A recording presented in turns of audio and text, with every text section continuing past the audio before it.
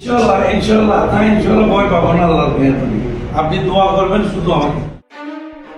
চরম নিরাপত্তাহীনতায় ভুগছেন কক্সবাজার ৪ উখিয়া টেকটাফ আসনে বিএনপির মনোনীত প্রার্থী শাহজাহান চৌধুরী।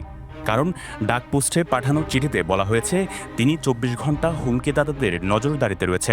ফলে দ্রুত নির্বাচন থেকে সরে না দাঁড়ালে শাহজাহান চৌধুরীর পরিণতিও ওসমান হাদির মতো হবে বলে হুঁশিয়ারি দেওয়া হয় চিঠিতে।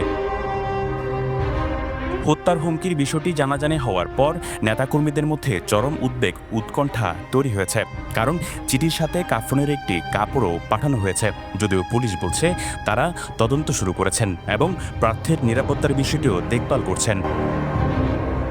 মূলত রোববার অজ্ঞাত পরিচয়ে ডাকপোস্টে পাঠানো একটি চিঠি পান শাহজাহান চৌধুরী। চিঠিতে ব্যাটালিয়ন ৭১ নামে একটি গোষ্ঠীর কথা উল্লেখ করা হয়েছে। তবে তারা কারা এবং এই বিষয়ে তাদের কোনো পরিচয় পাওয়া যায়নি। চিঠির সাথে এক টুকরো সাদা কাফনের কাপড়ও পাঠানো হয়। চিঠিতে বলা হয়, আসসালামু আলাইকুম, আশা করি নির্বাচন নিয়ে ব্যস্ত আছেন। আপনার নিকট অনুরোধ রইল আপনি আসন্ন জাতীয় সংসদ নির্বাচনে অংশগ্রহণ করা থেকে বিরত থাকুন, অন্যথায় আপনার পরিণতি শরীফ ওসমান হাদির মতো হবে। আশা করি বুঝতে পেরেছেন।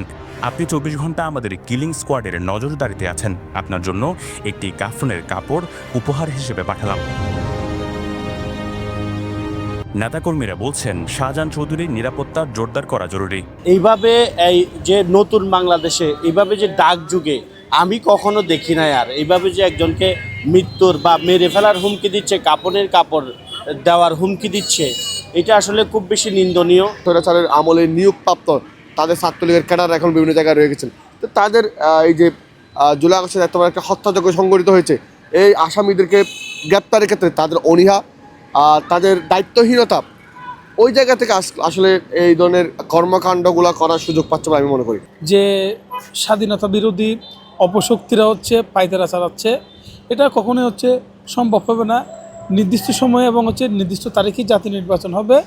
দেশকে অস্থিতিশীল করার লক্ষ্যে যারা এই সমস্ত কার্যকলাপ করে যাচ্ছে, আমরা অচিরেই তাদের বিরুদ্ধে আমরা ওই আইনি পদক্ষেপ নিব। এটা আমরা গভীরভাবে পর্যবেক্ষণ করছি। একই সাথে আমরা প্রশাসনকে আহ্বান জানাবো তার নিরাপত্তা জোরদার করার জন্য। এই বিষয়ে শাহজাহান চৌধুরী বলেন, হুমকি দিয়ে চাপ প্রয়োগ করে তাকে দুর্বল করতে চাচ্ছে একটি গ্রুপ। তিনি দমে যাওয়ার পাত্র নয়। শেষ পর্যন্ত নির্বাচনে লড়ে যাওয়ার ঘোষণা দেন তিনি। চিঠির লেখক হচ্ছে মুমিনুল আলম, আঞ্চলিক কোঅর্ডিনেটর, ব্যাটালিয়ন ৭১।